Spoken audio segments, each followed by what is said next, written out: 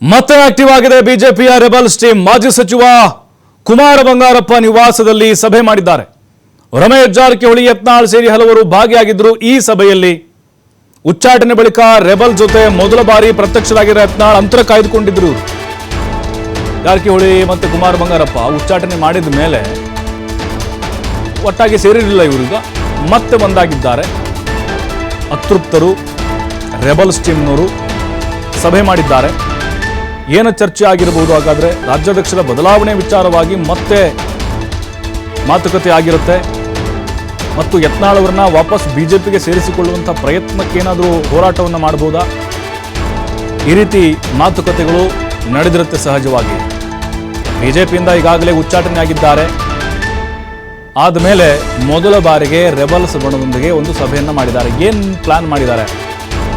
ರಾಜ್ಯಾಧ್ಯಕ್ಷರ ಬದಲಾವಣೆಗಳಾಗಬೇಕು ಅನ್ನುವಂತಹ ಒತ್ತಾಯ ಮೊದಲಿಂದಲೂ ಕೂಡ ಇತ್ತು.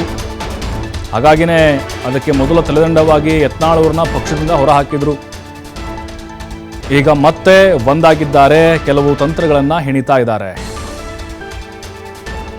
ಮತ್ತಷ್ಟು ಮಾಹಿತಿ ರಾಕೇಶ್ ನೀಡ್ತಾರೆ. ರಾಕೇಶ್, ಉಚ್ಚಾಟನೆ ಆದ ಮೇಲೆ ಮೊದಲ ಬಾರಿಗೆ ರೆಬಲ್ಸ್ ಟೀಮ್ ಜೊತೆಗೆ ಪ್ರತ್ಯಕ್ಷರಾಗಿದ್ದಾರೆ ಯತ್ನಾಳ್. ಅಂತರ ಕಾಯ್ದುಕೊಂಡಿದ್ರು, ಮತ್ತೀಗ ಒಟ್ಟಾಗಿದ್ದಾರೆ ಅಂತ ಅನಿಸ್ತಾ ಇದೆ. ಮತ್ತೆ ಬಿಜೆಪಿಗೆ ಕರೆತರುವಂತಹ ಪ್ರಯತ್ನದ ಮಾತುಕತೆಗಳೇನಾದರೂ ಆಗಿರ್ಬೋದಾ? ರಾಜ್ಯಾಧ್ಯಕ್ಷರ ಬದಲಾವಣೆಗೆ ಮತ್ತೆ ಬಿಗಿಪಟ್ಟನ್ನು ಹಿಡಿಬಹುದಾ ಎಲ್ಲರೂ ಒಂದಾಗಿ ಅಂತ ಹೇಳಿ? ಪ್ರಭು, ಇಲ್ಲಿವರೆಗೂ ಕೇವಲ ಆಡಳಿತ ಪಕ್ಷ ಕಾಂಗ್ರೆಸ್ ನಲ್ಲಿ ನವೆಂಬರ್ ಕ್ರಾಂತಿ ನಡೀಬಹುದು ಅನ್ನುವಂತಹ ಮಾತು ಕೇಳಿ ಬರ್ತಾ ಇತ್ತು. ಅದಕ್ಕೆ ಬಂದ ಆಡಳಿತ ಪಕ್ಷದವರು ಕೂಡ ಪ್ರತಿಯಾಗಿ ಬಿಜೆಪಿಯಲ್ಲೂ ನವೆಂಬರ್ ಕ್ರಾಂತಿ ಸಾಧ್ಯತೆಗಳನ್ನ ಹುಟ್ಟುಹಾಕಿದ್ರು ಅಂದ್ರೆ ಹೇಳ್ತಾ ಇದ್ರು. ಅದಕ್ಕೆ ಪೂರಕವಾಗಿ ಈಗ ರೆಬೆಲ್ ತರಹದ ಸದಸ್ಯರ ಬಣದಲ್ಲಿ ಪಕ್ಷದಿಂದ ಉಚ್ಚಾಟಿತರಾಗಿದ್ದಂತಹ ಯತ್ನಾಳ್ ಅವರು ಕಾಣಿಸಿಕೊಳ್ತಿರೋದು ಆ ಮಾತುಗಳಿಗೆ ಕ್ಷೀಣ ಕೊಡ್ತಾ ಇದೆ. ಕೆಲ ದಿನಗಳ ಹಿಂದಷ್ಟೇ ಅವರು ರಾಜ್ಯಾಧ್ಯಕ್ಷರ ವಿರುದ್ಧ ನೇರ ವಾಗ್ದಾಳಿಯನ್ನ ಮಾಡಿದ್ರು. ಆ ಸಂದರ್ಭದಲ್ಲಿ ಆಡಳಿತ ಪಕ್ಷದ ವಿರುದ್ಧ ಅವರು ಕೆಲಸ ಮಾಡ್ತಿಲ್ಲ ಅನ್ನುವಂತಹ ಆರೋಪವನ್ನು ಕೂಡ ಮಾಡಿದ್ರು. ಈಗ ಅಂತಹ ಯತ್ನಾಳ್ ಮತ್ತೆ ಪಕ್ಷದಲ್ಲಿ ರಾಜ್ಯಾಧ್ಯಕ್ಷರನ್ನ ಬದಲಾವಣೆ ವಿಚಾರವಾಗಿ ಪ್ರಸ್ತಾಪ ಇಟ್ಟಿದ್ದಂತಹ ರೆಬೆಲ್ ತಂಡದ ಭಾಗವಾಗಿ ಗುರುತಿಸಿಕೊಳ್ಳಲಿಕ್ಕೆ ಆರಂಭಿಸಿದ್ದಾರೆ. ಪಕ್ಷದಿಂದ ಉಚ್ಚಾಟನೆಯಾದ ನಂತರದಲ್ಲಿ ಮೊದಲ ಬಾರಿಗೆ ಅವರ ತಂಡದಲ್ಲಿ ಕಾಣಿಸಿಕೊಳ್ತಾ ಇದ್ದಾರೆ. ಈಗಾಗಲೇ ರಾಜ್ಯಾಧ್ಯಕ್ಷರ ಬದಲಾವಣೆ ವಿಚಾರಣೆಗೆ ಸಂಬಂಧಪಟ್ಟ ಹಾಗೆ ವರಿಷ್ಠರ ಬಳಿಗೆ ತಮ್ಮ ಮನವಿಯನ್ನು ತೆಗೆದುಕೊಂಡು ಹೋಗಿರುವಂತಹ ಭಿನ್ನರ ಬಳಗ ಬದಲಾವಣೆಯ ಪಟ್ಟಣ ಬಿಗಿಗೊಳಿಸ್ತಾ ಇದೆ.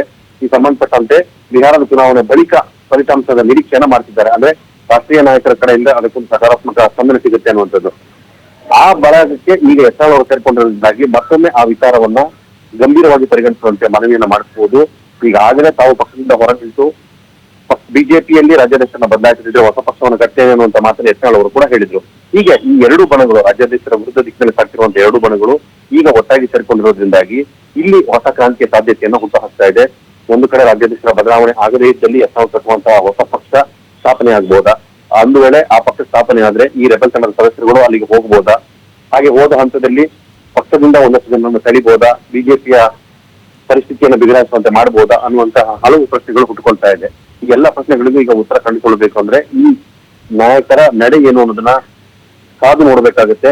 ಒಂದು ವೇಳೆ ಈ ಮನವಿಯನ್ನ ಅವರು ಬಲವಾಗಿ ಪ್ರತಿಪಾದಿಸಿ ದೆಹಲಿಗೆ ತೆರಳಿ ವರಿಷ್ಠ ಮಂಡಲದಲ್ಲಿ ಮತ್ತೊಮ್ಮೆ ತಮ್ಮ ಮನವಿಯನ್ನು ಮಂಡಿಸಿದ್ದೇ ಆದಲ್ಲಿ ಈ ರೀತಿಯ ನವೆಂಬರ್ ಕ್ರಾಂತಿಯ ಸನ್ನಿಹಿತತೆಯನ್ನ ನಾವು ನೋಡಬಹುದಾಗುತ್ತೆ. ಪ್ರಭು, ಥ್ಯಾಂಕ್ ಯು ರಾಕೇಶ್ ಮಾಹಿತಿಗಾಗಿ.